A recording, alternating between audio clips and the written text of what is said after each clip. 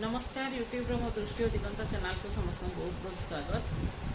शब्दालंकार विषय शब्दालंकार अंतर्भुक्त अलंकार गुड़िक विषय आम आलोचना करुले। जमक अलंकार सरीगला, श्लेष अलंकार सरीगला, तापर रही तुम अनुप्रास अलंकार। अनुप्रास अलंकार क्या कहुए आम जाना वाक्य बा पदरे एक बा एकाधिक व्यंजन वर्ण बारंबार व्यवहृत हेले वाक्य बा पदरे एक बा एकाधिक व्यंजन वर्ण स्वर वर्ण कौन व्यंजन वर्ण कौन तुम्हें भल भाव जाच अ आ हर्षई दीर्घई हर्षौ दीर्घ ये सब जहाँ रही आम ओडिया वर्णाक्षर से सब हूँ स्वर वर्ण क ठारू क्ष पर्यंत अक्षर हूँ व्यंजन वर्ण। तेबे काव्य बा पद मध्य एक बा एकाधिक व्यंजन वर्ण मन रख वाक्य बा पद मध्य एक बा एकाधिक व्यंजन वर्ण बारंबार व्यवहृत हेले अनुप्रास अलंकार होता है। बारंबार जदि व्यवहृत हुए गोटे बा अधिक ताठारु अधिक व्यंजन वर्ण वाक्य मध्य बा पद मध्य बारंबार जदि व्यवहृत हुए बा अनेक थर जदि व्यवहृत हुए ताहले सेठारे हुए अनुप्रास अलंकार। तेबे ये अनुप्रास अलंकार आहुरी भल भाव आम जाना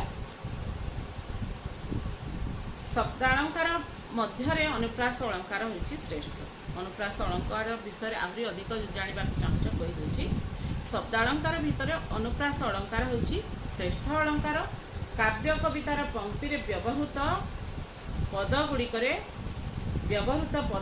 जदि गोटे बा एक बा ततोधिक व्यंजन वर्ण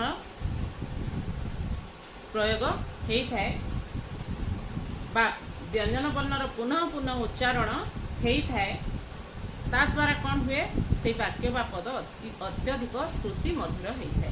कहीदे आउे शब्दालंकार मध्य सर्वश्रेष्ठ बा श्रेष्ठ होउछि अनुप्रास अलंकार।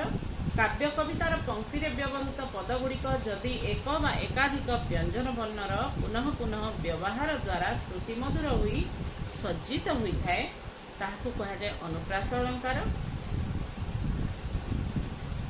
पदरे स्वरगत वैषम्य सत्वे शब्दरे थिबा व्यंजन वर्णर आद्य प्रांत मध्यादि स्थल विन्यास को नहीं अनुप्रास अलंकार साधारणतः व्यवहृत होता है। आउ साधारणतः ये अनुप्रास अलंकार 5 प्रकार अटे। कौन कौन? छेकानुप्रास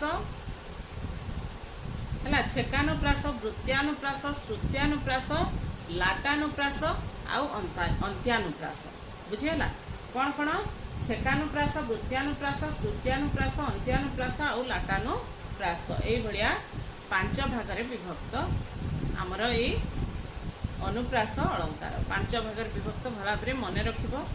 अनुप्रास अलंकार 5 भाग विभक्त। जमक अलंकार भी 5 भाग विभक्त किंतु श्लेष अलंकार 3 भाग विभक्त। शब्दालंकार अंतर्भुक्त 3टी जाक अलंकार आम ये गोटे पढ़ीदे अनुप्रास अलंकार पढ़ीदे आम शब्दालंकार विभागटी सरीज आम आसवा अर्थालंकार। तेबे जमक भी 5 भाग विभक्त जमक अलंकार आउ अनुप्रास भी 5 भाग विभक्त। कौन कौन? छेकानुप्रास, वृत्त्यानुप्रास, श्रुत्यानुप्रास, लाटानुप्रास आउ अंत्यानुप्रास। यही भाया 5 भाग विभक्त। प्रथम पढ़ा आम छेकानुप्रास अलंकार। छेकानुप्रास अलंकार बहु व्यंजन वर्णर साम्य रही है, बहु व्यंजन वर्णर साम्य रही क्रमानुसारे जदि बारंबार उच्चारित हुए बहु व्यंजन वर्णर साम्य रही क्रमानुसारे जदि से ही व्यंजन वर्ण गुड़िक आवृत्ति हुए बा व्यवहृत हुए ताहले सेठारे हुए छेकानुप्रास अलंकार। उदाहरण देख लावण्यवतीर देखी नव कालिका बकालिका मालिका आली कालिका कांत स्मरी। देख केमती शुभुची देखी नव कालिका बकालिका मालिका आली कालिका कांत स्मरी रक्षा केमंत करी करिबा मत करी करिब गति की एमंत विचारी। बुझीगला देखी नव कालिका बकालिका मालिका आली कालिका कांत स्मरी रक्षा केमंत करी करिबा मत करी गति की एमंत विचारी जे गो सहचरी। तेबे प्रथम धाड़ी रे क्रमानुसार केमिति व्यंजन वर्ण उच्चारित होइछि देखी नब कालिका बकालिका मालिका क आउल दुईटी व्यंजन वर्ण मन रखिबो देखी नब कालिका काली क आउ हळ देखी नब कालिका बकालिका मालिका पुणी क हला पुणी ळ बकालिका ळ मालिका ळ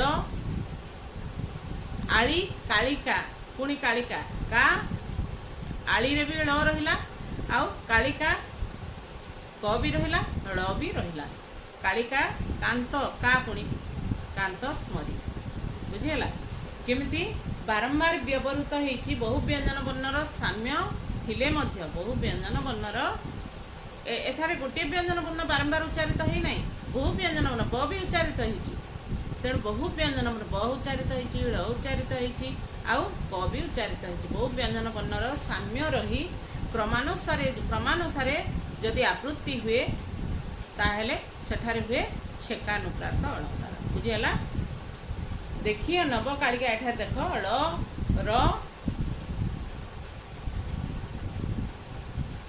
हाँ तापरे परवर्ती धाड़ी रे देख रक्षा केमंत करी करिबा मत करी रक्षा केमंत करी र केते थर उच्चारित होछि रक्षा केमंत करी करिबा मत करी गति केमंत विचारी बारंबार र व्यंजन वर्ण मध्ये उच्चारित होछि तेणु एठारे ब क ळ एवं र एई सब व्यंजन वर्ण क्रमानुसार रही बारंबार उच्चारित होउथिबारु क्रमान्वय रे उच्चारित होउथिबारु एठारे कोन होछि एहा छेकानुप्रास अलंकार अंतर्भुक्त अटे एठारे आउ गोटे उदाहरण भी देछि मोर बही रे कांत रहित कांता प्राय हुई कांत रहित कांता प्राय हुई कलापी कलाप अंगु पकाई केका छाड़ी हेले मौन व्रत कले हंस मानसर व्यपत कांत रहित कांता प्राय हुई कलापी कलाप अंगु पकाई केका छाड़ी हेले मौन व्रत कले हंस मानसर व्यपत एठारे कांत कांता क व्यंजन वर्ण देख पुणी कांता न भी कांत कांता कलापी कलाप एई पद गुड़िक व्यंजन वर्ण साम्य रही बारंबार क्रमानुसार बारंबार उच्चारित होइबारु एहा छेकानुप्रास अलंकार अंतर्भुक्त अटे किंतु तुम यदि मन रखि पारिबो ताहेले मते तो प्रथम माने उदाहरणटी बेसी सहज लागे आ सेटा को माने गाइबा पई भी कहिबा पई बहुत सहज लागे किंतु टिके मन रखिबा कष्ट लावण्यवती उपेंद्र भंजंकर सेइथरु आसीची आ एबे जो आमे जानिले कांत रहित कांता प्राय ये जो द्वितीय उदाहरणटी यह आसी रसकल्लोल कहार दीनकृष्ण दासंकर तेबे निश्चित भाव में छेकानुप्रास अलंकार क्या कहुए अनुप्रास अलंकार क्या कहुए छेकानुप्रास अलंकार क्या कहुए तार उदाहरण यही सब तुमने भल भाव में बुझीपारी भावुची उदाहरण को भल भाव में मन रख मन रखिले जाए उदाहरण न लिखे खाली तुम अनुप्रास अलंकार संज्ञा जब लिखिदेव ना मार्क माने अधा आसब पूरा आसीपार ना तेणु उदाहरण को भी मन रखा चेष्टा कर मन तो रखिब आउे ये उदाहरण कौन पर छेकानुप्रास अलंकार अंतर्भुक्त है तुमको कनक्लूजन रे लिखापी पड़ो तेरे वीडियोटी भल लगी भावुँ अधिक अधिक लाइक कर बारंबार कहला तुम लाइक करूना कौन करवा तुम इच्छा तुम मन कौन मोर मन तुम मन समस्त संसार समस्त मन एका प्रकार नुहे तुम इच्छा किंतु अधिक अधिक शेयर कर बारंबार कहूँ तुम सहपाठीगण सांगसाथी समस्ते उपकृत हे से कथा मुझे कहूँ आउ सब्सक्राइब करन सब्सक्राइब करदेव समस्ते प्रथम वीडियोटी को देखिपार रोच परवर्ती वीडियो रे आउ जो अनुप्रासर प्रकार भेदरे आउ जो अनुप्रास गुड़िक रहिला से सब विषय में धीरे धीरे आलोचना करिबा।